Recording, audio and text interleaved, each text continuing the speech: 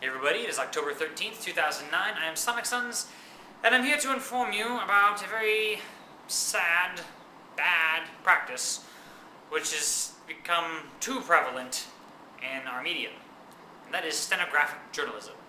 Now, stenography traditionally is when someone is talking about something and you're writing down what they're saying very fast, and so you have a record of what they say. Nowadays we have, cameras and such. Stenographic journalism is when you don't actually look for information so much as you take statements from people, typically government officials, and you just write them all down. And then report this as news, and that's it. Now, let me be clear. There's no trouble in finding out what people have to say, government officials, political officials, blah, blah, blah, blah, whatever they have to say about an issue, and writing that down and reporting that, here's what they said, that's fine. The crappy part comes when that's all you do. The crappy part comes when you refuse to analyze this information and find out whether it's true or not. Whether it's biased or not. Maybe the person is wrong, or maybe they're lying, or maybe something is off the charts here that doesn't make sense.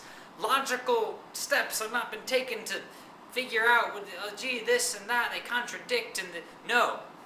When you skip all of that, when you just take what someone else said, you write it down, and present it as a news article, that, my friends, is stenographic journalism. And that is crap. I've learned about this phenomenon mainly from Glenn Greenwald, the blogger, who's got to be among my favorite journalists right now. You should totally just read stuff that he writes. He was pointing out a recent article in, I believe it was the Washington Post, where every single source in the article, and it went on for a while, every single source was anonymous government officials. Every one of them. Now we're getting to anonymity here in a second there, but even if without anonymity, even if you had everyone's names and you just report what they say, the article, furthermore, did not say anything about whether or not what these people were saying was true. And just recently, Jon Stewart on The Daily Show did a thing looking at CNN and how they have a practice, served for quite a while. Whenever there's any sort of contentious issue, they'll bring out a Republican strategist and a Democratic strategist, and the both of them will spew whatever talking points they have, and the guy in the middle will kind of ask questions, but he won't conclude anything. He won't find out who was right and who was wrong. They'll go back and do fact checking, and there's some fact checking, but not enough. Not enough. Stenographic journalism is so easy. It's so tempting. You can see why this would happen. Hard part of journalism, or one of the hard parts, is research. You got to talk to several different people. You got to find out what all these different sources have to say about a topic. You have to look for contradictions, possible omissions. Every time you talk to someone, you got to think: are they lying, or are they trying to tell the truth, or maybe they're just stupid? Maybe they've got something wrong. Have they, misquoted or misrepresented someone else's views? Have they? And that takes time, that takes effort and energy to find out if stuff is true or not. So, with stenographic journalism, we have this nice little strategy, which is, okay, I'll just get what someone else said, I'll write it all down, and I'll pass it along. And here's the great trick: if you write stuff which is just false, right, because you didn't check your sources, whatever, well, people can call you out on that. People can say, hey, that thing you wrote there, that is false, screw you. You lose some credibility. So you play this trick with the stenographic journalism. And you don't make false statements, you merely get someone else to make a false statement, not necessarily get them to make a false statement. You just sit around, you just wait for a government official, typically government official, could be any number of other people. You wait for someone to say something on an issue. And you write it down and you say, according to so-and-so, blah, blah, blah, blah, blah, everything that they said. Now, if that person ends up being wrong, and you don't even know, probably, you haven't even researched if they're right or wrong or anything. If that person ends up being wrong, hey, that's not my fault. No, that's his fault. He's the one that said all that crap. He's the one that said those lies. It's his deal. And it's true that that other guy told lies.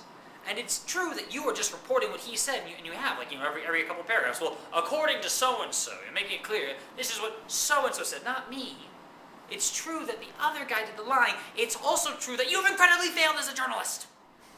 Because your job is not to repeat other people, particularly not in the new era of media, where any of these people can get their own blog or make a YouTube video or anything on their own. There's no point in you just repeating.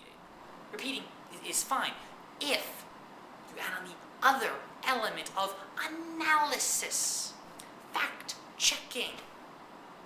Your job as a journalist is to find the truth. What's going on in the world? I want to know. I want to know what is truly going on in the world. I really have no interest in finding out what is going on in some sort of fictitious world or something, right? Your job as a journalist is to find out the truth.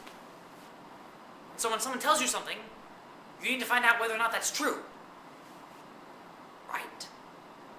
If someone tells you something and you immediately repeat it, they may be the ones lying, but you are enabling. You are allowing them to perpetuate those lies. And that's just bad for everyone, right? But it's easy for you, isn't it? So easy not to fact check, and and you'll get accused of bias if you do. If you get people to say things, and maybe again government officials, you repeat whatever the government tells you, or maybe you do. The balanced idea. Okay, one Democrat and one Republican, and they'll go at it maybe on TV or whatever, and then you just sit back. You're not providing much of a service if all you do is sit there while two people talk. They could talk to each other just as well without you. Your job, if you're going to have two people, that's fine to have two people talking. Your job should be to keep a sharp eye.